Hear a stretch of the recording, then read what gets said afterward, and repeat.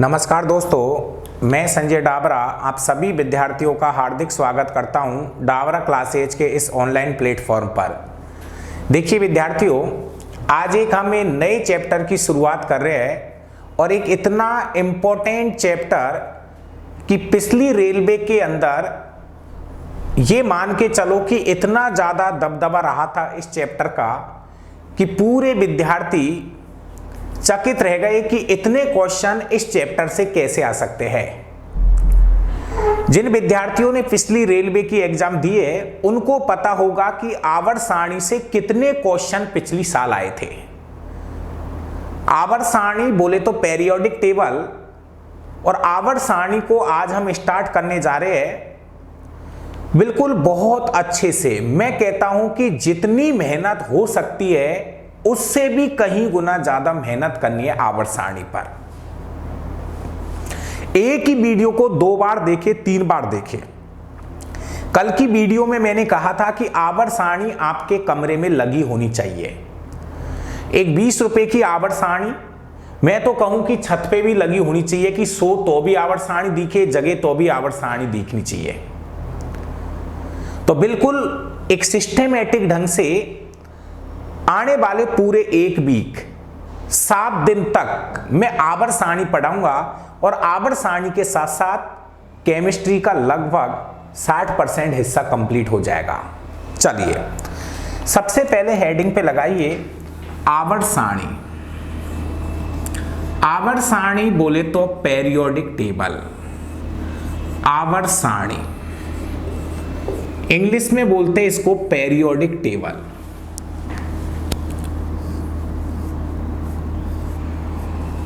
PERIODIC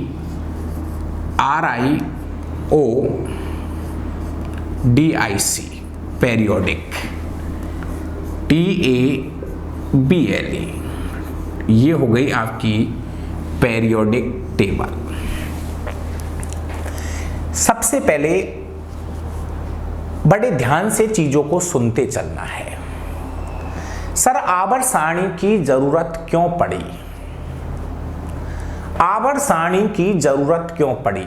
विद्यार्थियों, लगातार इस प्रकृति में तत्वों की खोज होती जा रही थी। लगातार तत्व बढ़ते जा रहे थे। ऐसे कहा जाता है कि सन 1800 तक लगभग हमारी नेचर में, हमारी प्रकृति में 31 तत्वों की खोज हो चुकी थी। 31 तत्वों की खोज हो चुकी थी। देखिए समझने की कोशिश करो। सन 1800 तक लगभग 31 तत्वों की खोज हो चुकी थी। अब समय बढ़ता चला गया, तत्व भी लगातार बढ़ते चले गए। 1817 में और बढ़ गए, 66 में और बढ़ गए, 69 में और बढ़ गए और वर्तमान में बहुत ज्यादा हो गए। अब वैज्ञानिकों ने सोचा क्यों नहीं इन तत्वों को इस तरीके से व्यवस्थित किया जाए ताकि हमको पढ़ने में सुविधा हो जाए। जैसे छोटी सी उदाहरण देके बता रहा हूं। जैसे मान लीजिए हमारे पास में बहुत सारे सिक्के पड़े हुए हैं। समझने की कोशिश करें। हमारे पास बहुत सारे सिक्के पड़े हुए हैं जिसमें 1 का भी सिक्का है, 2 का भी है, 5 का भी है, 10 का भी है, 20 का भी है। बहुत सारे सिक्के पड़े हुए हैं। अब सिक्के इतने ज्यादा हो गए कि हम इनको काउंट करने में हमें दिक्कत आ रही है। कभी 1 का आया, कभी 5 का आया, कभी 10 का आ रहा है, कभी 20 का आ रहा है, फिर 1 का आ रहा है, फिर 2 का आ रहा है, फिर 20 का आ रहा है। मतलब इसको काउंट करने में दिक्कत आ रही थी। तो क्यों नहीं हम ऐसा करें कि 1-1 के सिक्के को एक तरफ रख दो, 2-2 के सिक्के को एक तरफ रख लो, 5-5 के सिक्के को एक तरफ इकट्ठा कर लो, 10-10 के सिक्के को एक तरफ इकट्ठा कर लो, 20-20 के सिक्के को एक तरफ इकट्ठा कर लो, ताकि हमें गिनने में सुविधा हो जाए। बात समझ पा रहे हो ना मैं क्या कहना चाह रहा हूं। बहुत सारे सिक्के थे जिनको काउंट करने में दिक्कत आ रही थी, लेकिन हमने इनको इस तरीके से व्यवस्थित कर लिया ताकि इनको काउंट करने में थोड़ी सी सुविधा हो जाए। वो ही चीज यहां थी। तत्वों की संख्या बढ़ती जा रही थी, बढ़ती जा रही थी, बढ़ती जा रही थी। अब वैज्ञानिकों ने यह सोचा कि क्यों नहीं इन तत्वों को इस तरीके से व्यवस्थित किया जाए ताकि हमको पढ़ने में सुविधा हो जाए, हमको अध्ययन करने में सुविधा हो जाए। जैसे मान लीजिए जिनके गुणधर्म एक जैसे हैं उनको एक तरफ रख दीजिए, जिनके गुणधर्म थोड़े अलग टाइप के हैं उनको एक तरफ रख दीजिए, जिनके गुणधर्म और अलग टाइप के हैं उनको और अलग रख दीजिए। मतलब समान गुणधर्म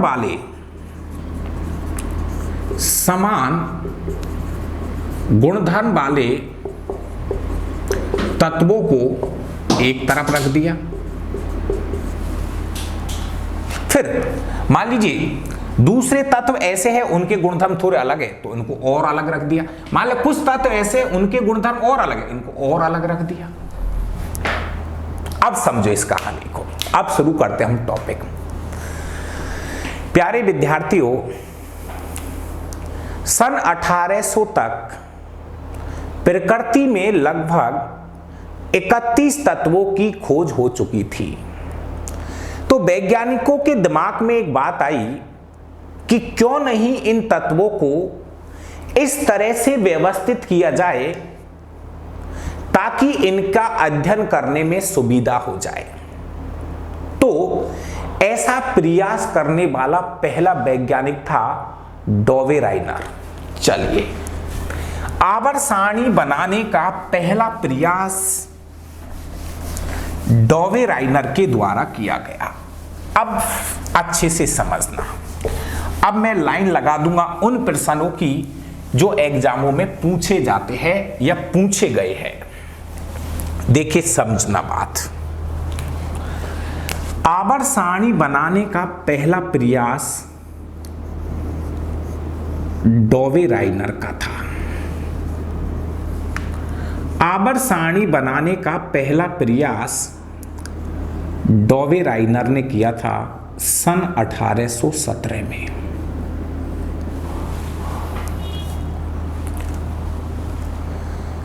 कुछ चीजें सही बताई थी, कुछ चीजें गलत हो गई, लास्ट में जाके नियम फेल हो गया। दूसरा प्रयास एक वैज्ञानिक था जिसका नाम था न्यूलैंड्स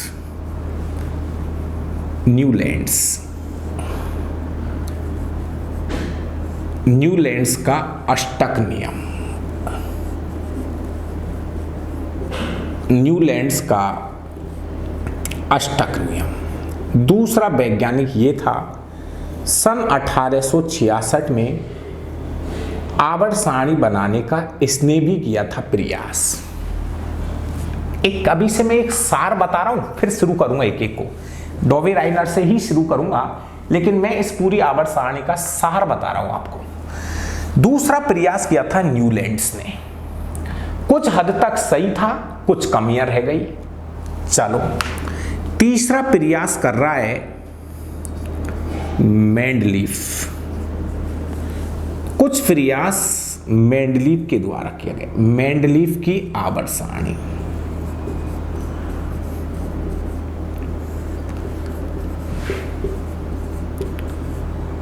(1869)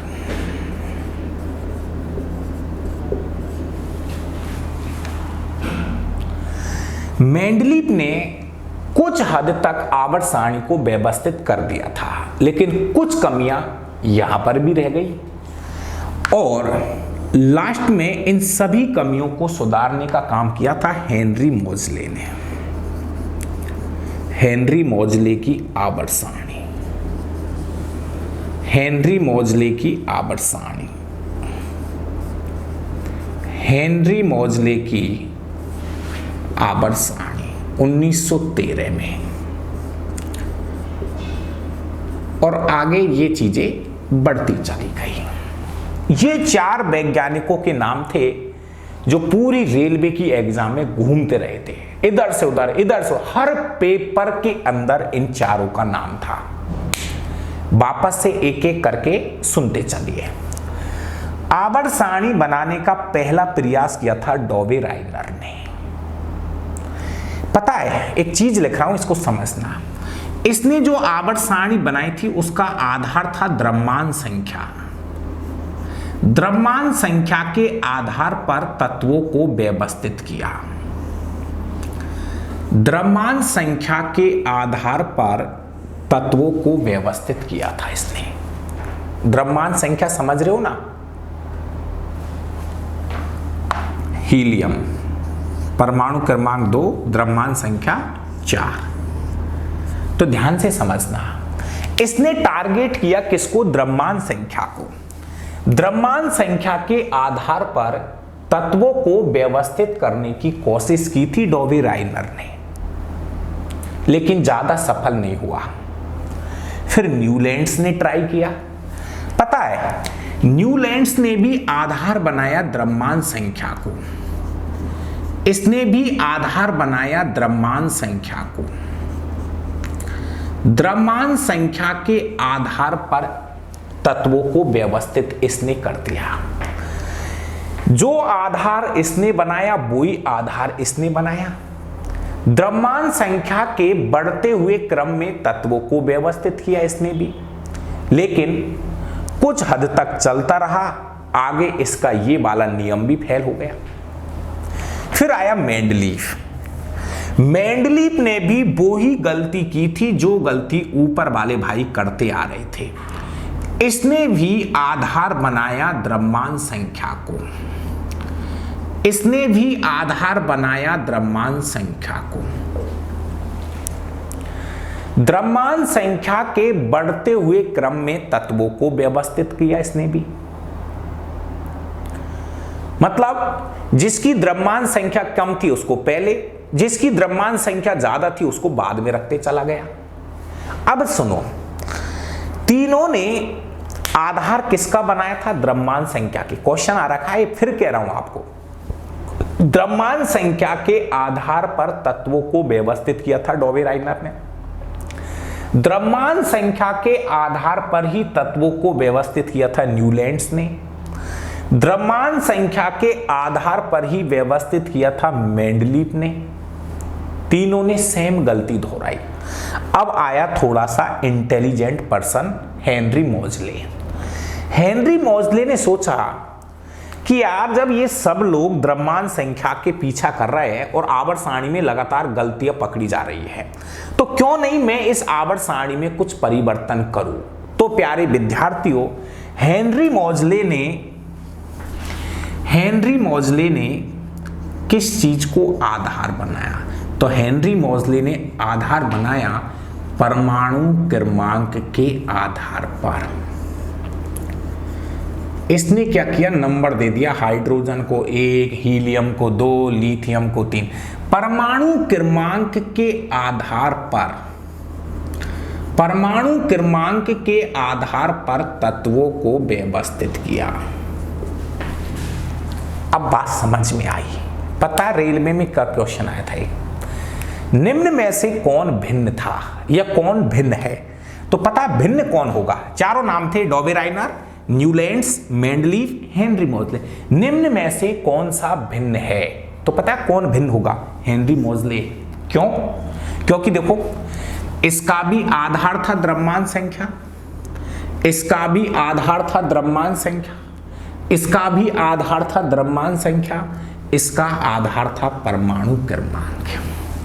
समझना, बहुत अच्छे से समझना। और इतने तरीके से व्यवस्थित करूंगा आवर्त सारणी को ताकि भविष्य में कभी 1% गलत नहीं होना चाहिए। लोग 1 दिन आवर्त सारणी पढ़ाएंगे, 2 दिन पढ़ेंगे, मैं 10 दिन तक आवर्त सारणी पढ़ाता रहूंगा। निचोड़ दो, बिल्कुल निचोड़ देना, सब कुछ आवर्त सारणी में आ जाएगा। लगे रहेंगे, तब तक लगे रहेंगे, तब तक इसके प्रश्न खत्म नहीं होंगे।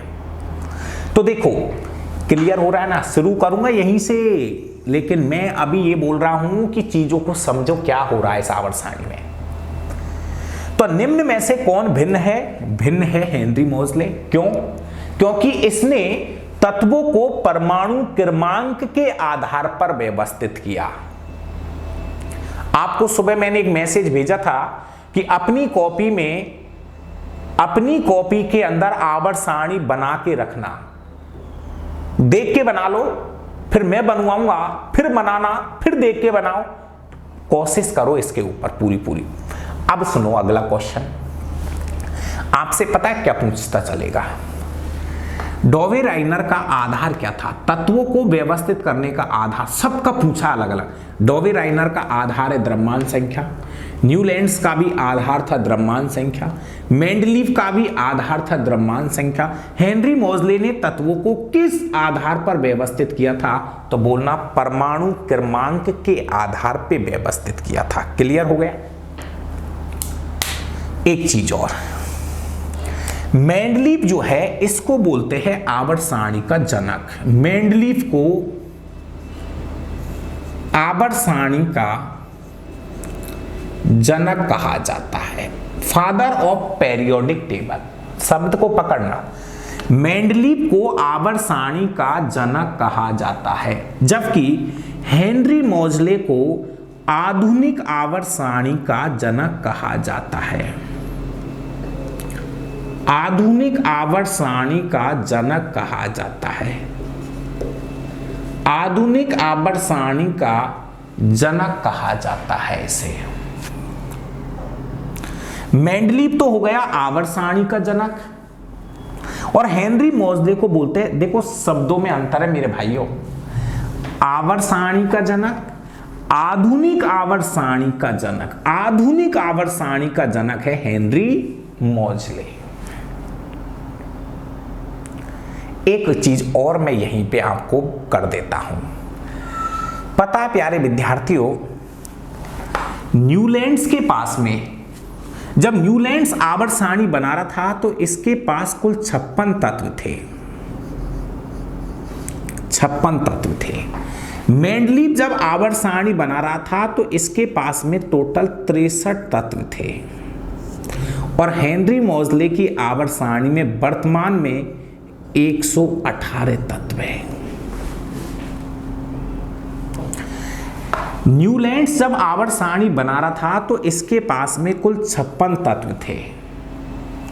इसके पास मेंडलीव की आवर्त सारणी में 63 तत्व थे, और वर्तमान आवर्त सारणी में कितने तत्व है? 118 तत्व है। पता है एक चीज और, इसका जो 56वां तत्व था, 56वां तत्व था इसका थोरियम। 56वां तत्व था यहां पे थोरियम।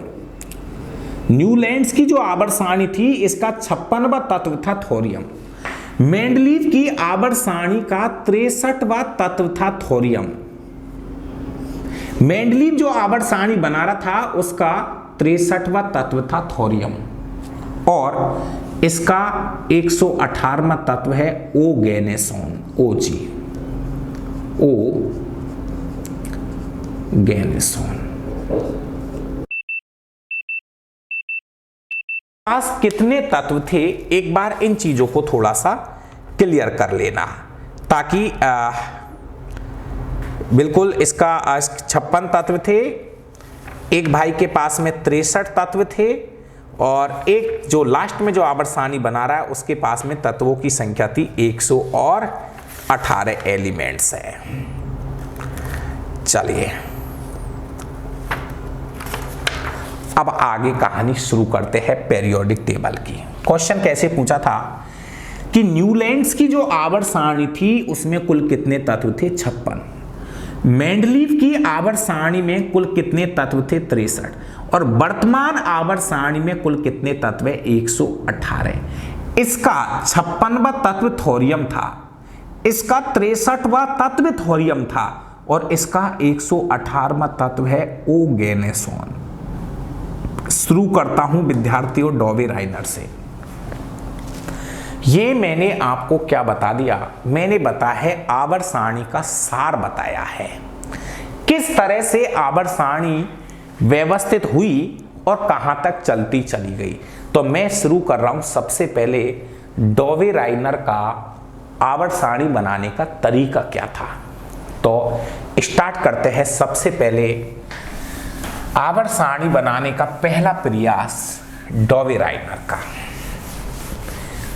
अब तक जो मैंने चीजें पढ़ाई है ना, अपने पुराने पेपर खोल के देख लेना, लगभग ज्यादा तो नहीं, जो लाइनें मैंने बोली है ना वो लाइनें 100 बार रिपीट हो गई, हर पेपर में रिपीट हुई थी। तो जो भी भाई रेलवे पुलिस पटवार की तैयारी कर रहा है, रीट वगैरह, आपसे कह रहा हूं थोड़ी सी मेहनत कर लेना, एक भी प्रश्न गलत नहीं होना चाहिए। और आवर्त सारणी मेरा भाई मेहनत मांगती है, केवल और केवल मेहनत मांगती है। अब हम शुरू करते हैं। आवर्त सारणी बनाने का पहला प्रयास कर रहा है डॉवे राइनर। डॉवे राइनर का त्रिक नियम, ट्राइड रूल्स, ये नाम आया है। त्रिक नियम किसने दिया था? डॉवे राइनर का त्रिक नियम, ट्राइड रूल्स ऑफ डॉवे राइनर, सन 1817 ईस्वी की कहानी है ये। एक एक शब्द लिखूंगा, नोट्स सहित बनवाऊंगा। प्यारे विद्यार्थियों, आवर्त सारणी बनाने का पहला प्रयास किया था डॉवे राइनर ने। एक एक शब्द लिख रहा हूं, ध्यान से सुनो, इसके क्वेश्चन सुनो। पहला पॉइंट, आवर्त सारणी बनाने का पहला प्रयास। एक एक क्वेश्चन को नोट करते चलो। आवर्त सारणी बनाने का पहला प्रयास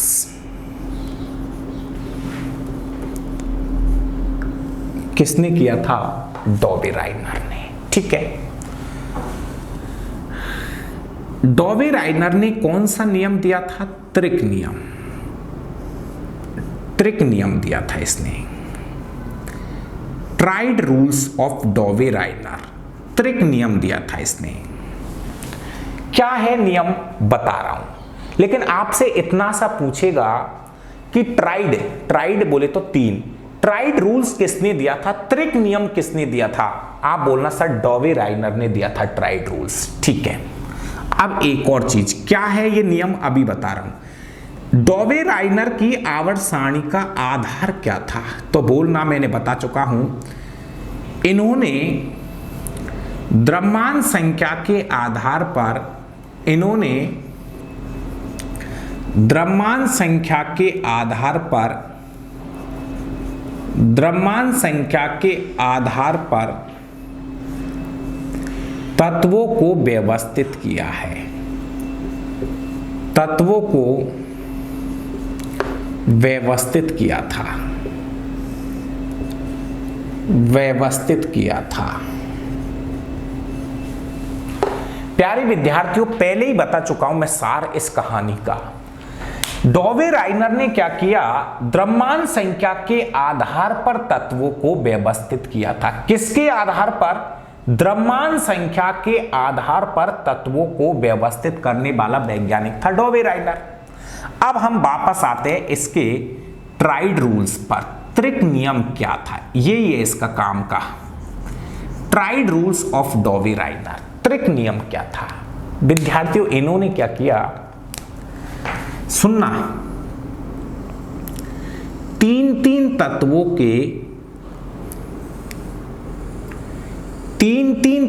के 3 कॉलम बनाए थे। तीन तत्वों के 3 कॉलम बनाए थे इन्होंने।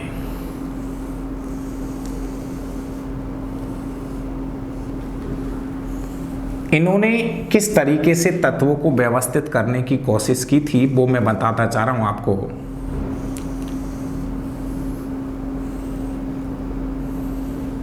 समझना।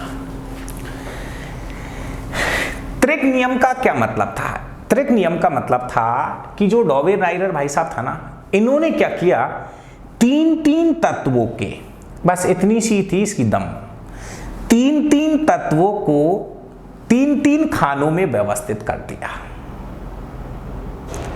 त्रिक नियम, इन्होंने क्या किया, तीन तत्वों के 3 कॉलम सेट कर दिए। आगे और बनाए थे लेकिन फेल हो गया नियम आगे। तो देखिए इन्होंने क्या किया, जैसे ये लिथियम था, यहां पे यहां था सोडियम और यहां था पोटेशियम। समझना, जिन विद्यार्थियों ने 30 तक तत्व याद नहीं किया वो क्लास छोड़ सकता है। आराम से मेरा भाई क्यों इंटरनेट का खर्चा कर रहा है, कोई दूसरी चीज देख ले। अगर आपने 30 तक के तत्व याद नहीं कर रखे तो फिर कह रहा हूं, जिन विद्यार्थियों को 30 तक के तत्व याद नहीं है वो अपना इंटरनेट खत्म नहीं करे, जिंदगी में आवर्त सारणी नहीं समझ में आएगी। और जिनको 30 तक याद है वो इस आवर्त सारणी से जुड़े। देखिए डॉवे राइनर ने क्या किया, जैसे एक कॉलम बनाया जिसमें लिथियम रखा, सोडियम रखा, पोटेशियम रखा। अब सुनो एक चीज, लिथियम की द्रव्यमान संख्या 7 थी, पोटेशियम की 39 थी। 39 द्रव्यमान संख्या, नंबर की बात नहीं कर रहा हूं, द्रव्यमान संख्या की बात कर रहा हूं। अब सुनो, इसका नियम सुन लो, काम की लाइन है। डॉवे राइनर का त्रिक नियम क्या था? इसका नियम यह था कि प्यारे विद्यार्थियों सुनना इस लाइन को, डॉवे राइनर के त्रिक नियम के अनुसार, फिर सुनना, डॉवे राइनर के त्रिक नियम के अनुसार बीच वाले तत्व की द्रव्यमान संख्या, बीच वाले तत्व की द्रव्यमान संख्या इन दोनों तत्वों के द्रव्यमानों के, इन दोनों तत्वों के द्रव्यमानों के योग के, दोनों तत्वों के द्रव्यमानों के योग के औसत के बराबर होती है।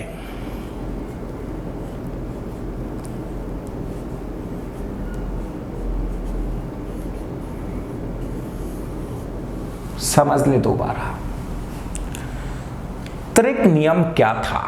देखो समझो, इसने क्या कहा था कि बीच वाले तत्व की जो द्रव्यमान संख्या होगी, बीच वाले तत्व की जो द्रव्यमान संख्या होगी वो इन दोनों तत्वों के द्रव्यमानों के योग के, दोनों तत्वों के द्रव्यमानों के योग के औसत के बराबर होती है।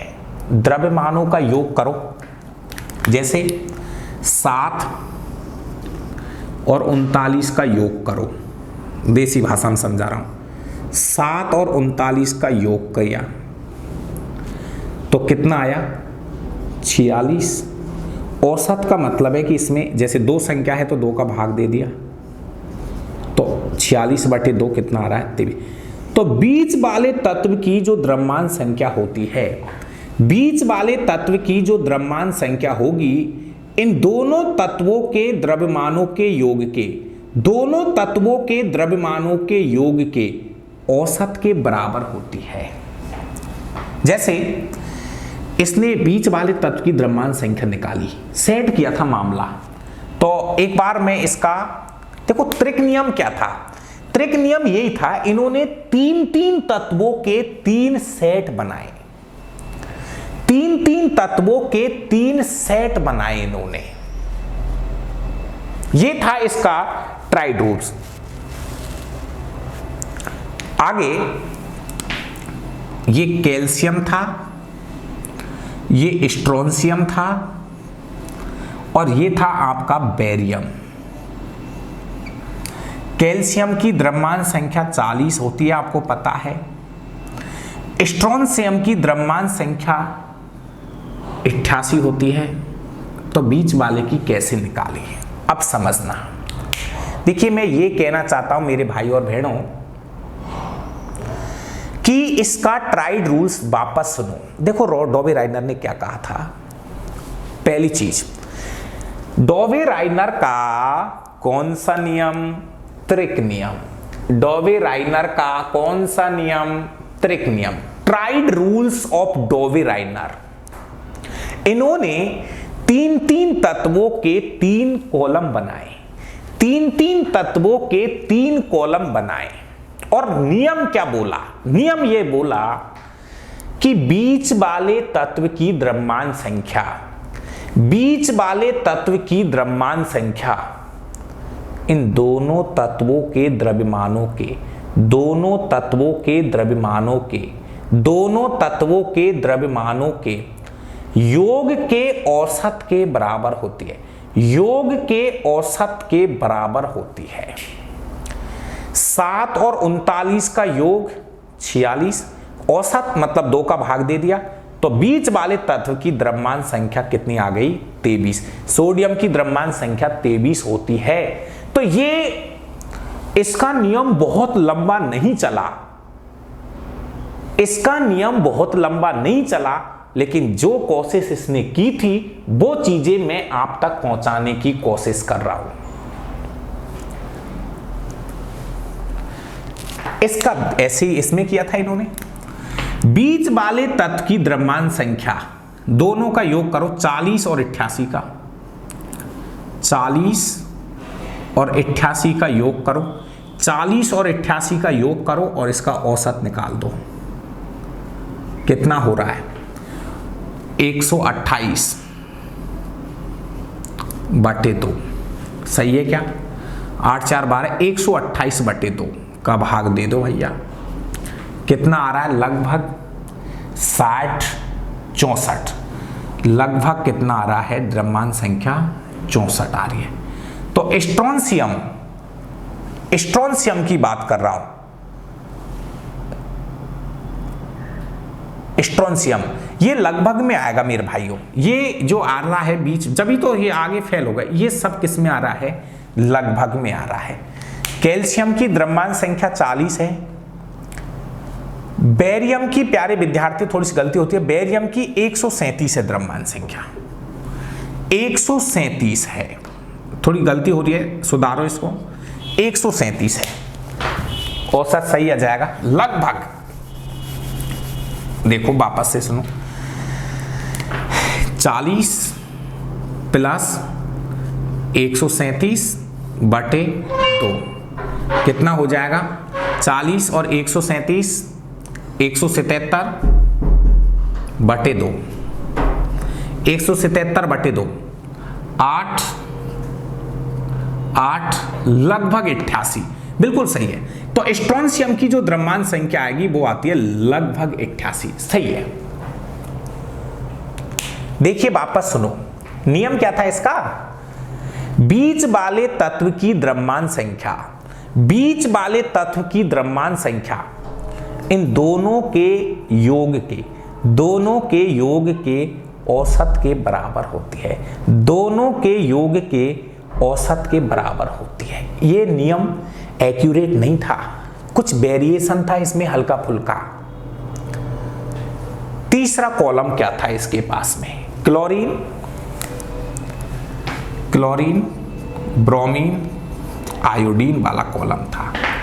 क्लोरीन की द्रव्यमान संख्या आपको पता है 35.5 क्लोरीन। आयोडीन की द्रव्यमान संख्या 127। एक बार निकाल लो इसका भी।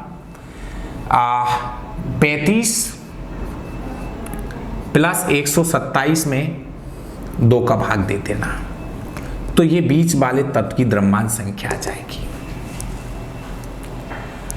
अब इस पूरी कहानी का सार मैं आपको वापस से बता देता हूं। एक एक लाइन सुनना है अच्छे से। पहला क्वेश्चन, आवर्त सारणी बनाने का पहला प्रयास किया था डॉवे-राइनर ने। आवर्त सारणी बनाने का पहला प्रयास किया था किसने? डॉवे-राइनर ने। दूसरा, डॉवे-राइनर ने तत्वों को द्रव्यमान संख्या के आधार पर व्यवस्थित किया था। किस आधार पर? द्रव्यमान संख्या के आधार पर तत्वों को व्यवस्थित किया था।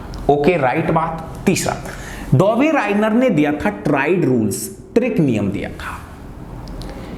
त्रिक नियम क्या था प्यारे विद्यार्थियों? इन्होंने क्या किया, तीन तीन तत्वों के तीन जोड़े बनाए और क्या कहा, नियम क्या था? नियम यह था कि बीच वाले तत्व की द्रव्यमान संख्या, बीच वाले तत्व की द्रव्यमान संख्या इन दोनों के योग के औसत के बराबर होगी। तो 7 और 39 को जोड़ा और इसका औसत निकाल दिया, 2 का भाग दे दिया, कितना आ गया? 23। तो सोडियम की द्रव्यमान संख्या कितनी आ गई? 23 आ गई। मेरे हिसाब से ये नियम आपको समझ में आ गया होगा। लेकिन प्यारे विद्यार्थियों, डॉवे राइनर का जो नियम था ये ज्यादा तत्वों पर लागू नहीं हो सका। मतलब कहानी शुरू तो हो गई। चलिए अगला प्रयास कर रहा है न्यूलैंड्स का अष्टक नियम। आवर्त सारणी बनाने का दूसरा जिम्मेदार आदमी न्यूलैंड्स। चलते हैं न्यूलैंड्स की आवर्त सारणी पे। अगर कहानी समझ में आ जाएगी ना तो कमेंट करके बताना कि जो चीजें मैं आप तक पहुंचा रहा हूं मेरे भाइयों, वो चीजें आपको समझ में आ रही है या नहीं आ रही है। जो मेहनत मैं आपके साथ में कर रहा हूं इतने साधारण तरीके से, वो मेहनत आप तक पहुंच रही है या नहीं पहुंच रही है। चलते हैं। आवर्त सारणी बनाने का दूसरा प्रयास जारी रखेगा न्यूलैंड्स। चलिए अब हेडिंग लगाओ, न्यूलैंड्स का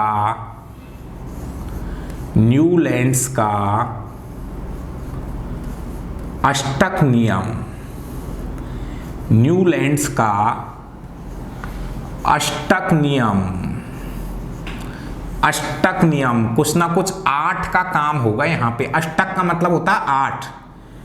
न्यूलैंड्स का अष्टक नियम सन 1866 ईस्वी में ये नियम आया था हमारे सामने। न्यूलैंड्स का अष्टक नियम। आवर्त सारणी बनाने का दूसरा प्रयास कौन कर रहा है? न्यूलैंड्स कर रहा है।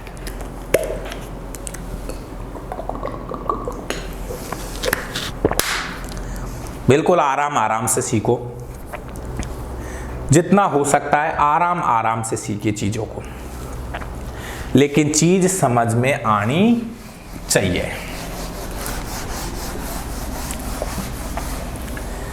चलो क्या कह रहा है न्यूलैंड्स? देखिए विद्यार्थियों, सबसे पहले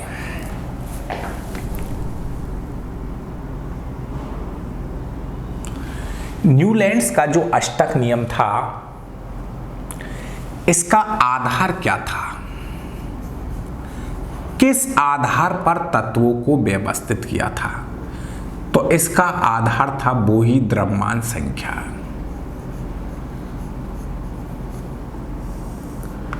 द्रव्यमान संख्या के आधार पर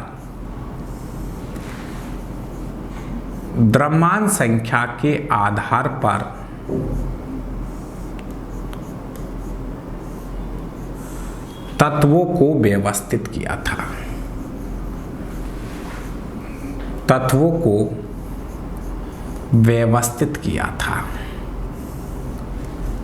द्रव्यमान संख्या के आधार पर तत्वों को व्यवस्थित किया था इन्होंने, बढ़ते हुए क्रम में, आरोही क्रम में। द्रव्यमान संख्या के बढ़ते हुए क्रम में, आरोही क्रम में, बढ़ते हुए क्रम में तत्वों को व्यवस्थित करने का प्रयास किया था इन्होंने। ठीक है प्यारे विद्यार्थियों, न्यूलैंड्स के पास में कुल 56 तत्व थे। न्यूलैंड्स के पास कुल 56 तत्व थे। कितने तत्व थे? 56 तत्व थे। और इनकी जो आवर्त सारणी का 56वां तत्व था, इनकी जो आवर्त सारणी का 56वां तत्व था ना, वो था थोरियम। पहला तत्व तो हाइड्रोजन ही था भाई, सबका पहला तत्व हाइड्रोजन ही था। 56वां तत्व कौन था इसका? थोरियम था। अब आगे ध्यान से सुनो, इसका ये अष्टक नियम क्या था, इसको समझने की कोशिश करें। अष्टक नियम क्या था? इसके पास में 56 तत्व थे, लेकिन जो नियम ये बना रहा था ना, अष्टक नियम जो था इसका, न्यूलैंड्स का जो अष्टक नियम जो था, ये केवल कैल्शियम तक ही लागू हो रहा था।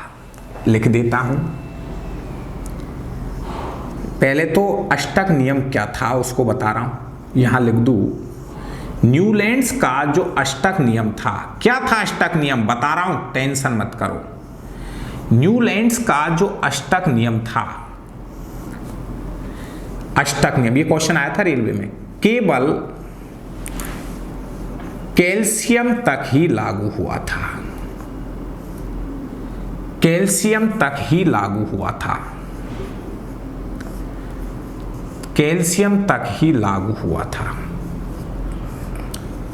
जो नियम इसने बनाया था ये केवल कैल्शियम तक ही लागू हुआ था, उसके बाद में ये लागू नहीं हुआ। सर ये अष्टक नियम क्या था इसका, इसको समझाओ।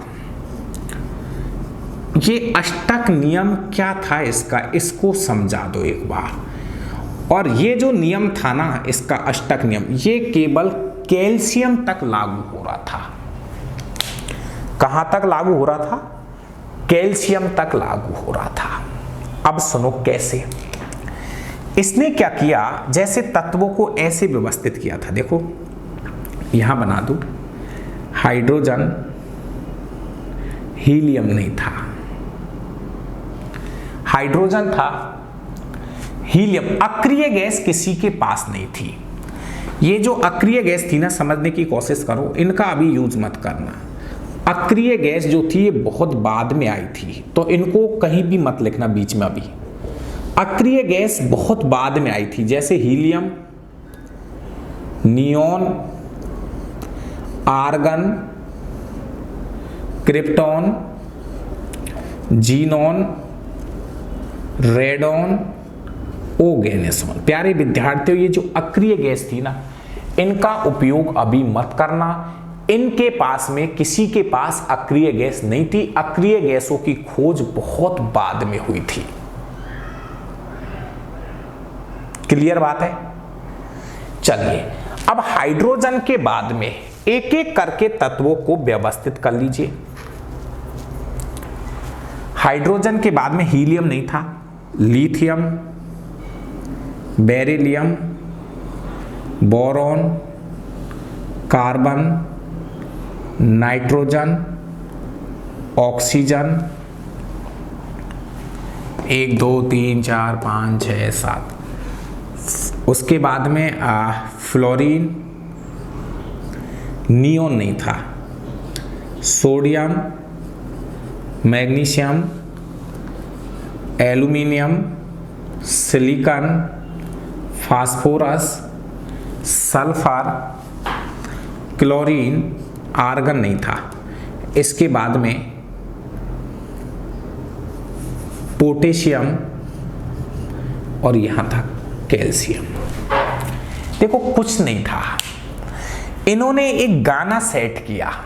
देखो अक्रिय गैसों का उपयोग यहां नहीं करना, यहां अक्रिय गैस नहीं थी। हाइड्रोजन के बाद मैंने हीलियम नहीं लिखा, हाइड्रोजन के बाद मैंने हीलियम नहीं लिखा था, इनके पास अक्रिय गैस नहीं थी, तो हीलियम हटा दिया। Hydrogen, lithium, beryllium, boron, carbon, nitrogen, oxygen, fluorine, neon अक्रिय गैस नहीं थी। देखिए हीलियम नहीं था पहली लाइन में, दूसरी लाइन में नियोन नहीं है, तीसरी लाइन में आर्गन नहीं है, अक्रिय गैस नहीं है यहां पे। चलो इन्होंने एक गाना लिखा, देखो सा री गा मा पा धा नी वापस रिपीट हो रहा है सब, देखो सा री गा मा पा धा नी, सा री गा। समझना अष्टक नियम क्या था प्यारे विद्यार्थियों, अब समझिए अष्टक नियम। ये तो इन्होंने तत्वों को ऐसे लिखा, व्यवस्थित किया था। अब इसने नियम क्या दिया था, वो नियम ये था कि अष्टक नियम सुनो, हर आठवें तत्व के गुणधर्म, हर आठवें तत्व के गुणधर्म, हर आठवें तत्व के गुणधर्म पहले वाले तत्व के समान होते हैं। मतलब हर आठवां तत्व के गुणधर्म, जैसे माना कि समझने की कोशिश करना, ये आठवां तत्व है, मान रहा हूं अभी, माना कि ये आठवां तत्व है, माना कि ये आठवां तत्व है, तो आठवें तत्व के जो गुणधर्म है वो पहले तत्व के जैसे होंगे। जैसे ये आठवां है, ये आठवां है, तो इधर से करो, माना कि ये आठवां लिख देता हूं, तो ये सातवां है। थोड़ी देर के लिए इस पर नंबर 7 नहीं है। अगर माना कि ये आठवां तत्व है तो ये सातवां, छठा, पांचवां, चौथा, तीसरा, दूसरा, पहला, इसके लिए ये पहला हो जाएगा। तो हर आठवें तत्व के गुणधर्म पहले तत्व के जैसे हुआ, जैसे गुण इसके ऐसे ही गुण इसके। अब ऐसे समझो, थोड़ी देर के लिए माना कि ये आठवां तत्व है क्लोरीन, तो देखो ये आठवें तत्व के गुणधर्म पहले तत्व, आठवां, तो इधर से आओ, आठवां, सातवां, छठा, पांचवां, चौथा, तीसरा, दूसरा, पहला। अगर ये आठवां तो इसके लिए ये पहला, अगर ये आठवां तो इसके लिए ये पहला। तो प्यारे विद्यार्थियों, इसने जो नियम बनाया था ना वो ये था, जैसे सा, देखो घूम के आठवां ये है सा, फिर घूम के आठवां ये सा, तो हर आठवें तत्व के गुणधर्म, जैसे ये आठवां है तो इसके लिए ये पहला है, ये आठवां है तो इसके लिए ये पहला है, ये आठवां है तो इसके लिए ये पहला है, ये आठवां है तो इसके लिए ये पहला है, ये आठवां है तो इसके लिए ये पहला बनेगा। जैसे सुनो, इसको समझो, जैसे ये आठवां है तो ये आठवां हो गया, सातवां, छठा, पांचवां, चौथा, तीसरा, दूसरा, पहला। तो हर आठवें तत्व के गुणधर्म पहले वाले तत्व के जैसे होंगे। मतलब क्लोरीन के जो गुणधर्म है ये मैग्नीशियम के जैसे होंगे, मैग्नीशियम के गुणधर्म बेरिलियम के जैसे होंगे। तो ये जो गीत लिख रहा है ना, सा री गा मा, तो ये जो गाना लिखा हुआ है प्यारे विद्यार्थियों, ये जो गाना, तो देखो सा सा सा, री री री, गा गा गा, मा मा, पा पा, धा धा, नी नी। तो जो आवाज, जो स्वर एक दूसरे के ऊपर आ रहे हैं उनके गुणधर्म एक जैसे होंगे। तो नियम क्या था, जैसे थोड़ी देर के लिए सपोज करो, लास्ट बार बोल रहा हूं, ये आठवां है ना तो इसके लिए ये पहला बनेगा। अगर ये आठवां है तो घूम के आ जाओ, इधर मत जाना, ऐसे आठवां, सातवां, छठा, पांचवां, चौथा, तीसरा, दूसरा, पहला। अगर ये आठवां तो इसके लिए ये पहला बनेगा, अगर ये आठवां तो इसके लिए ये पहला बनेगा। तो हर आठवें तत्व के गुणधर्म पहले तत्व के जैसे होंगे, ये था अष्टक नियम न्यूलैंड्स का। और ये नियम केवल कैल्शियम तक ही लागू हुआ था, उसके आगे ये नियम फेल हो गया। ये थे न्यूलैंड्स की अष्टक नियम से जुड़ी हुई कुछ क्वेश्चंस। इसका आधार का था, आधार वही था द्रव्यमान संख्या के, परमाणु क्रमांक नहीं, नंबर 1 हाइड्रोजन, नंबर 2 हीलियम नहीं, वजन के आधार पर तत्वों को व्यवस्थित किया इसने। यह था भाइयों न्यूलैंड्स की आवर्त सारणी का अष्टक नियम। न्यूलैंड्स का जो अष्टक सिद्धांत था कैल्शियम तक ही लागू हुआ था, उसके बाद में यह नियम लागू नहीं हुआ। एक लाइन और इसकी, पता है न्यूलैंड्स के पास में कुल कितने तत्व थे? 56 तत्व थे। न्यूलैंड्स की आवर्त सारणी में कुल कितने तत्व थे? 56। इसका 56वां तत्व कौन सा था? इसका 56वां तत्व कौन है? थोरियम। पता है इसने एक लाइन क्या बोली थी? न्यूलैंड्स ने, आई थी रेलवे में, न्यूलैंड्स ने कहा था कि भविष्य में नए तत्वों की खोज नहीं होगी। ये न्यूलैंड्स बोल रहा था इस लाइन को। न्यूलैंड्स एक लाइन बोल रहा है कि भविष्य में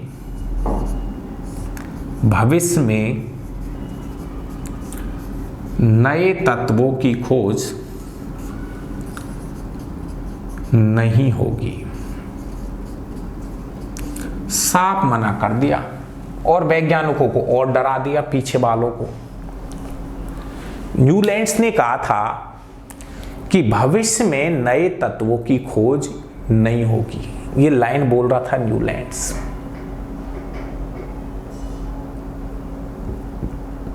ये क्वेश्चन आया था कि किसने कहा कि भविष्य में नए तत्वों की खोज नहीं होगी। तो ये लाइन कौन बोल रहा है? न्यूलैंड्स बोल रहा है।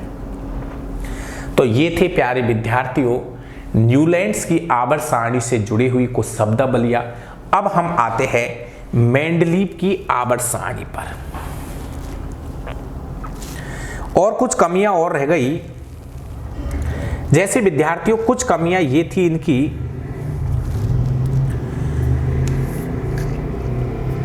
कोबाल्ट को निकेल के साथ में रख दिया इसने। समझने की कोशिश करो, गुणधर्म अलग थे। इन्होंने क्या किया था? कोबाल्ट को यहां पे, कोबाल्ट को निकेल के साथ में रख दिया। मतलब दो तत्वों को, इसको जब व्यवस्था नहीं बनी ना इसकी, तो दो तत्वों को एक कॉलम में पटक दिया। भाई कोबाल्ट यहां होता तो निकेल यहां होती मानता, लेकिन जब इस पे व्यवस्था नहीं बनी तो इन्होंने क्या किया? दो तत्वों को एक साथ रख दिया। जैसे कोबाल्ट को निकेल के साथ रख लिया, बाकी की इनसे इनका कोई संबंध नहीं था। जैसे हाइड्रोजन है, फ्लोरीन है, क्लोरीन, इनसे इनका कोई मेल नहीं था। तो जब आगे जब इस पर व्यवस्था नहीं बनी ना, तो उल्टे सीधे कहीं भी इसने तत्व घुसेड़ना शुरू कर दिया। कोबाल्ट को निकेल के साथ में रख रहा था ये, जबकि कोबाल्ट का इनसे कोई संबंध ही नहीं था क्लोरीन वगैरह से। हाँ, जैसे हाइड्रोजन, फ्लोरीन, इनके गुणधर्म एक जैसे थे, इन तीनों के गुण एक जैसे, इन तीनों के गुण एक जैसे, लेकिन इनके साथ में ये ऐड कर दिया, जबकि इनका इनसे कोई संबंध नहीं था। तो ऐसे कुल मिलाकर इसकी आवर्त सारणी में कुछ कमियां रह गई थी, जिनको आगे चलकर सुधारेगा आपका न्यूलैंड्स के बाद में मेंडलीव। अब चलो मेंडलीव की आवर्त सारणी।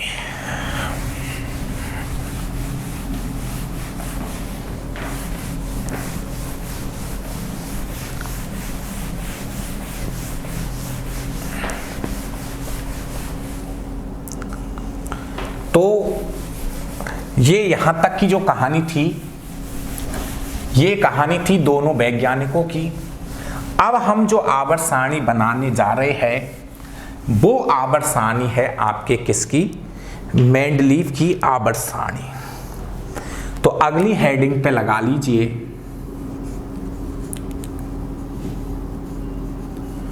मेंडलीव की आवर्त सारणी।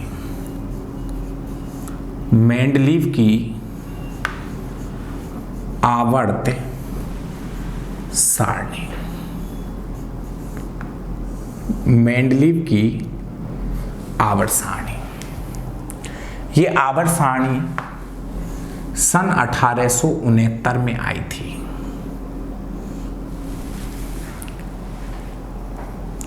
मेंडलीव की आवर्त सारणी। कुछ कमियां जो न्यूलैंड्स ने छोड़ी थी उसको सुधारा था मेंडलीव ने। तो मेंडलीव के क्वेश्चन सुनना एक एक करके। क्वेश्चन नंबर पहला, आवर्त सारणी का जनक था मेंडलीव। आवर्त सारणी का जनक है मेंडलीव।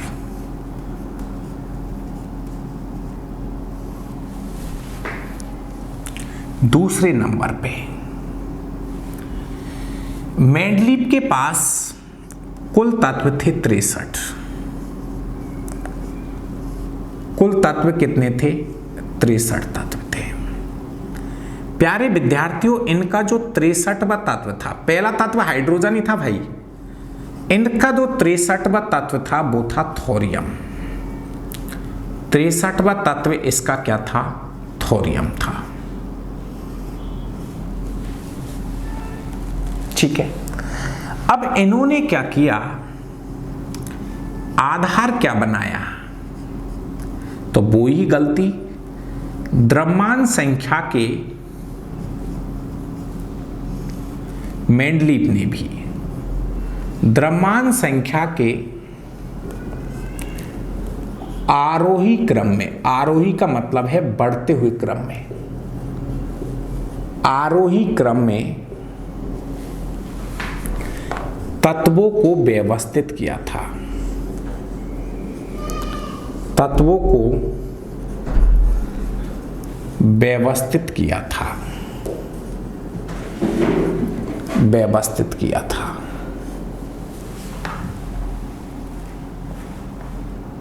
बढ़ते हुए क्रम में तत्वों को व्यवस्थित किया था।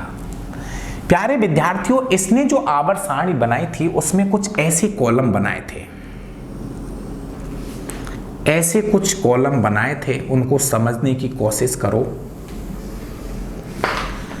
तो ये जो 36 लाइन बनाई थी, 1 2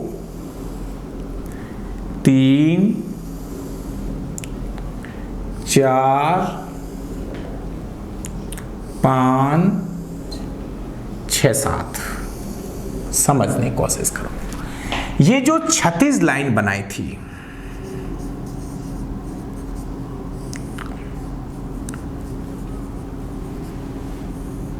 इनको बोला था आवर्त। इन 36 लाइनों को क्या बोला इन्होंने? पेरियड या आवर्त। और इनकी संख्या थी 7। कितने आवर्त बनाए? 7। पहला आवर्त ऐसे, दूसरा आवर्त ऐसे, तीसरा आवर्त ऐसे देखना यूं, ऐसे चौथा आवर्त, पांचवा, छठा और सातवां। तो मेंडलीव जो अपनी आवर्त सारणी बना रहा था उसमें ये जो 36 लाइनें थी इनको क्या नाम दिया था विद्यार्थियों? आवर्त नाम दिया था। जबकि ऐसे कुछ खड़ी लाइनें बनाई थी, 1 2 3 4 5 6 7 8 लाइनें खड़ी लाइनें थी। ये वाली लाइनें, इनको बोला था वर्ग। ये पहला वर्ग ऐसे देखना है भाई, यार ध्यान से सुनो, ऐसे देखना ना ऊपर से, जैसे है, ली, ना, की, रव, से, फरियाद। तो ऐसे देखोगे ना यूं, है, ली, ना, की, रव, से, फरियाद। लिखा दूंगा अभी, पर मैं एक समझाने की कोशिश कर रहा हूं। ऐसे देखोगे ना, है, ली, ना, की, रब, से, फरियाद, ये वर्ग थे। तो पहला वर्ग, दूसरा वर्ग, तीसरा, चौथा, पांचवा, छठा, सातवां, आठवां। तो प्यारे विद्यार्थियों, मेंडलीव जो आवर्त सारणी बना रहा था उसमें 7 आवर्त व 8 वर्ग, खड़ी लाइन, जो खड़ी लाइन थी इनको इसने बोला था ग्रूफ, वर्ग या ग्रूफ। और इनकी संख्या कितनी थी? 8। कुछ किताबें लिखती है कि 9 वर्ग थे प्यारे विद्यार्थियों, लेकिन नहीं, आप एनसीईआरटी खोल के देख लेना, एनसीईआरटी के अंदर ये ही टर्म्स लिखी हुई थी कि मेंडलीव की जो आवर्त सारणी थी उसके अंदर 8 वर्ग और 7 आवर्त थे प्यारे विद्यार्थियों। फिर ऐसे ही यहां पे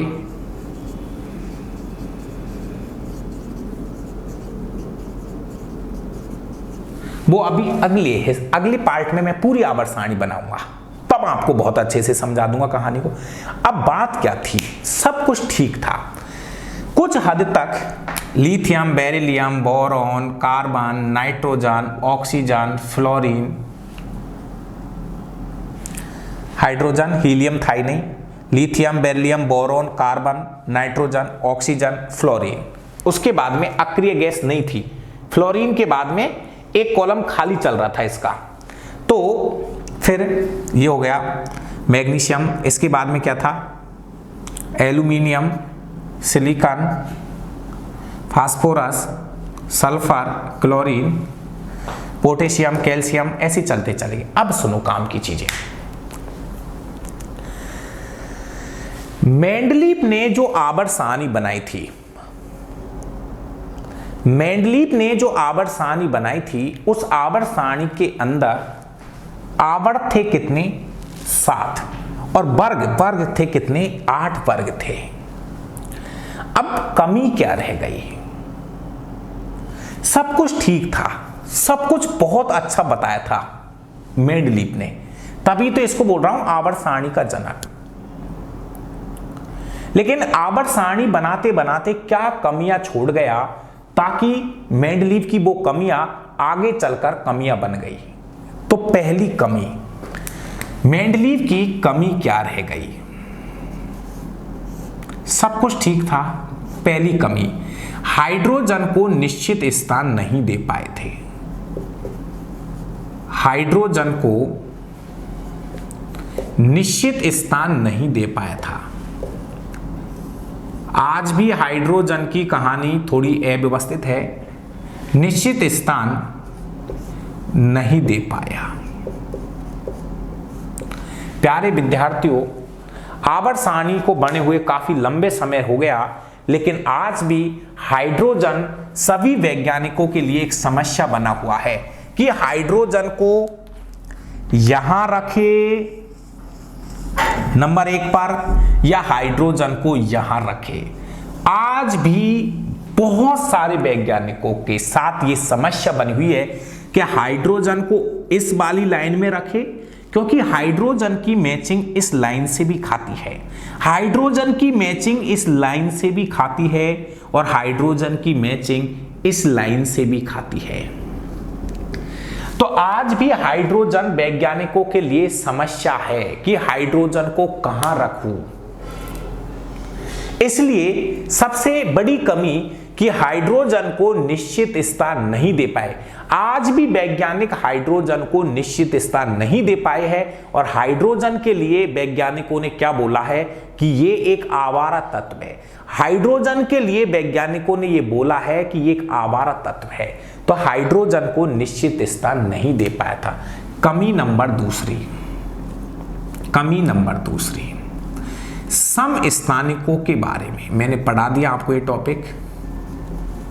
समस्थानिकों की सही व्याख्या नहीं कर पाया, समस्थानिकों की सही व्याख्या नहीं कर पाया था। तीसरी कमी, आवर्त सारणी के बीच बीच में खाली स्थान छोड़े गए। आवर्त सारणी के बीच बीच में रिक्त स्थान छोड़े गए, रिक्त स्थान छोड़े गए। प्यारे विद्यार्थियों, इन्होंने क्या किया था समझने की कोशिश करो। आवर्त सारणी के बीच बीच में खाली जगह छोड़ दी, आवर्त सारणी के बीच बीच में खाली जगह छोड़ दी, रिक्त स्थान छोड़ दिया, और कहा कि भविष्य में कुछ नए तत्वों की खोज होगी। देखो क्या बोल रहा है मेंडलीफ, पता है न्यूलैंड्स ने तो मना कर दिया कि नए तत्वों की आगे खोज होगी नहीं, लेकिन मेंडलीफ को इसलिए आवर्त सारणी का जनक कहा गया क्योंकि इसको ये अंदाजा था कि भविष्य में कुछ नए तत्वों की खोज और होगी। तो जो खाली जगह छोड़ी थी, तो इसलिए उसने कहा था कि भविष्य में नए तत्वों की खोज होगी। ये इसकी कमी नहीं थी, ये इसकी भविष्यवाणी थी। देखिए न्यूलैंड्स ने तो मना कर दिया, न्यूलैंड्स ने तो कहा था कि भविष्य में नए तत्वों की खोज नहीं होगी, लेकिन मेंडलीव को इतना अंदाजा था कि भविष्य में कुछ नए तत्व और मिलेंगे, भविष्य में कुछ नए तत्वों की खोज और होगी। यह बात किसने बोली थी? और जो वास्तव में जो खाली जगह छोड़ी थी ना, 3 कॉलम खाली छोड़े थे जिनका नाम सुनो, समझना बहुत अच्छी चीज है। जो 3 खाली जगह छोड़ी थी ना, उनका नाम क्या था? जैसे एक का नाम था, खाली जगह का नाम है ए का बोरॉन, खाली जगह का नाम था ए का एल्यूमिनियम, आया था ये क्वेश्चन, ए का सिलिकॉन। ये 3 खाली जगह थी जिनका नाम, जैसे माना कि ये खाली जगह थी, इसका नाम था ए का बोरॉन, ये खाली जगह थी ए का एल्यूमिनियम, ये खाली जगह थी, इसका नाम रख दिया ए का सिलिकॉन। तो मेंडलीव ने अपनी आवर्त सारणी में 3 खाली जगह छोड़ी थी और इन 3 खाली जगहों का नाम मैं आपको बता चुका हूं। क्या बता दिया मैंने? इन 3 खाली जगहों का नाम था ए का बोरॉन, ए का एल्यूमिनियम, ए का सिलिकॉन। और पता है प्यारे विद्यार्थियों, ध्यान से सुनना, जो ये खाली जगह थी ना ए का बोरॉन, इसकी जगह पर कौन आया? इसकी जगह पर आया स्कैंडियम, नया तत्व आया था स्कैंडियम। ये जो खाली जगह थी, ध्यान से समझो इस लाइन को, ध्यान से समझो। मेंडलीव ने अपनी आवर्त सारणी के बीच में रिक्त स्थान छोड़ा था, मेंडलीव ने अपनी आवर्त सारणी के बीच में रिक्त स्थान छोड़ा था, तो इस जगह का नाम रख दिया जैसे ए का एल्यूमिनियम। तो इसकी जगह नया तत्व कौन सा आया था? ये पूछा था एग्जाम में कि मेंडलीव की जो आवर्त सारणी में खाली जगह थी ए का बोरॉन, इसकी जगह पर आया था स्कैंडियम। नया तत्व कौन आ गया? स्कैंडियम आ गया। नया तत्व कौन सा आ गया? स्कैंडियम आ गया प्यारे विद्यार्थियों। इसके अलावा और भी सुनो, एल्यूमिनियम की जगह पर आ गया गैलियम, गैलियम आ गया। और ए का सिलिकॉन की जगह पर आ गया जर्मेनियम। आया था ये क्वेश्चन, समझने की कोशिश करो। मेंडलीव की आवर्त सारणी के, मेंडलीव की जो आवर्त सारणी थी विद्यार्थियों, उसके बीच में खाली जगह छोड़ी गई, रिक्त स्थान छोड़े गए। और मेंडलीव ने कहा था कि भविष्य में कुछ नए तत्वों की खोज और होगी, जो यहां आ जाएंगे उनको रख देना। तो एक खाली जगह थी जिसका नाम था ए का बोरॉन, एक खाली जगह थी जिसका नाम था ए का बोरॉन। ये क्वेश्चन एग्जाम में आया था कि ए का बोरॉन की जगह नया तत्व कौन आया था? स्कैंडियम। ए का एल्यूमिनियम की जगह आया था गैलियम और ए का सिलिकॉन की जगह आया था जर्मेनियम। क्वेश्चन कैसे पूछेगा था कि ए का बोरॉन के स्थान पर कौन सा नया तत्व आया? स्कैंडियम। ए का एल्यूमिनियम खाली जगह का नाम था, उसकी जगह नया तत्व आया जर्मेनियम। और ए का सिलिकॉन खाली जगह थी जिसकी जगह नया तत्व आया था, ये था गैलियम, ये जर्मेनियम है। ये गैलियम, ये जर्मेनियम है। बात समझ में आ गई? तो मेंडलीव ने अपनी आवर्त सारणी के बीच बीच में रिक्त स्थान छोड़े, तो कुछ वैज्ञानिक उसको कमी बता रहे थे कि भाई क्यों छोड़ा था, खाली जगह क्यों छोड़ी थी उसने। एक और इसकी अच्छी चीज, ये अच्छी चीज है, भविष्य में नए तत्वों की खोज होगी, ये अच्छी चीज थी। उसने बताया, भविष्यवाणी करी थी, खाली जगह छोड़ी थी, इसके लिए तो ये अच्छी थी, लेकिन वैज्ञानिकों के लिए कमी बन गई। और कमी क्या थी प्यारे विद्यार्थियों? एक कमी ये थी, कमी नंबर 4, कोबाल्ट को निकिल से पहले रखा, कोबाल्ट को निकिल से पहले रखा गया। कोबाल्ट को निकिल से पहले, नियम जो था ना इसका, द्रव्यमान संख्या, इसकी द्रव्यमान संख्या ज्यादा थी। इसका वजन था, कोबाल्ट का जो वजन था वो था 58.9, जबकि निकिल का जो वजन था वो था 58.6, 6 मान लो या 7 मान लो। अब सुनो, कोबाल्ट का वजन ज्यादा है, कोबाल्ट का वजन ज्यादा है, इसको पीछे होना चाहिए था। कोबाल्ट का वजन ज्यादा है तो इसको पीछे होना चाहिए, नियम तो यही कहता है। यदि कोबाल्ट का वजन ज्यादा है तो इसको पीछे आना चाहिए, क्योंकि नियम क्या था, द्रव्यमान संख्या का बढ़ता हुआ क्रम। तो नियम यह था कि कोबाल्ट को निकल के पीछे होना चाहिए था, जबकि इसकी आवर्त सारणी में कोबाल्ट को निकल से पहले पाया गया। इसका वजन ज्यादा था, इसको होना पीछे चाहिए था नियम के अनुसार तो, लेकिन इसकी आवर्त सारणी की एक और कमी, कोबाल्ट को निकल से पहले पाया गया जबकि होना चाहिए था पीछे। तो ये थी प्यारे विद्यार्थियों मेंडलीव की कुछ कमियां जो कि मैंने आपके सामने रख दी है।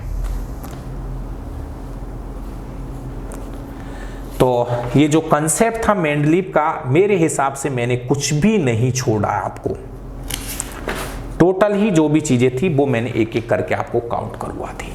तो मेंडलीव की आवर्त सारणी का पता है, इसने कुछ ऑक्साइड और हाइड्राइड भी बनाए थे, कुछ ऑक्साइड बनाए, आगे की क्लास में बताऊंगा, और हाइड्राइड भी बनाए।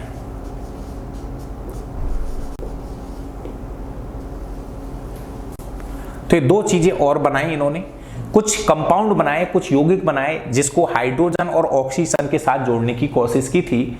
तो अपनी आवर्त सारणी को लेकर कुछ हाइड्राइड और कुछ ऑक्साइड तैयार किए थे, उनकी लिस्ट में अगली क्लास में तैयार करवाऊंगा। अब मेरी बात को सुनो, क्या क्या देख लिया, डॉवे-राइनर की कहानी देख ली, न्यूलैंड्स का अष्टक नियम देख लिया, मेंडलीव की आवर्त सारणी देख ली। कुछ हद तक सब कुछ ठीक कर दिया था मेंडलीव ने, लेकिन कमियां तो कमियां ही थी, और उन कमियों को सुधारेगा कौन, हेनरी मोज़ले। तो अगली क्लास के अंदर हम पढ़ेंगे आधुनिक आवर्त सारणी हेनरी मोज़ले की, और वो क्लास 2 से 2.5 घंटे की रखूंगा। अगली जो क्लास है वो हम अगली क्लास में पढ़ने जाएंगे आधुनिक आवर्त सारणी हेनरी मोज़ले की आवर्त सारणी। इसके कुछ लिखे हुए नोट्स मैं आपको भेज रहा हूं, उनको आप देखना। हेनरी मोज़ले की आवर्त सारणी हम पढ़ेंगे अगली क्लास में। हेनरी मोज़ले की आवर्त सारणी क्या थी, नई आवर्त सारणी पढ़ेंगे जो आप देखते हो। हेनरी मोज़ले की आवर्त सारणी 1800 नहीं 1913 में यह आवर्त सारणी आई थी, और ये थी आधुनिक आवर्त सारणी जिसके अंदर 118 तत्व है। तो आप सभी विद्यार्थियों से मेरा अनुरोध है कि अपनी कॉपी में नई आवर्त सारणी बना के रखें। एक खाली पेज लेना और उसमें जहां जहां जैसे जैसे मैं गोला लगवाऊं ना, ऐसे ऐसे गोला लगाते चलना। हम पढ़ेंगे बिल्कुल लेटेस्ट 118 तत्वों वाली आवर्त सारणी, और वो कौन बनवाएगा, हेनरी मोज़ले वाली आवर्त सारणी हम पढ़ेंगे।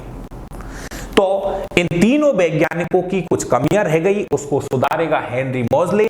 और ध्यान रखना, हेनरी मोज़ले की जो आवर्त सारणी है उसका आधार होगा परमाणु क्रमांक। हेनरी मोज़ले की जो आवर्त सारणी में पढ़ाऊंगा उसका आधार रहेगा परमाणु क्रमांक। और जितना हो सकता है अपने साथियों को जोड़ दीजिए, केमिस्ट्री सिखाने की गारंटी मेरी है। अगली क्लास का इंतजार करिए, बहुत लंबी क्लास लूंगा। थैंक यू, धन्यवाद।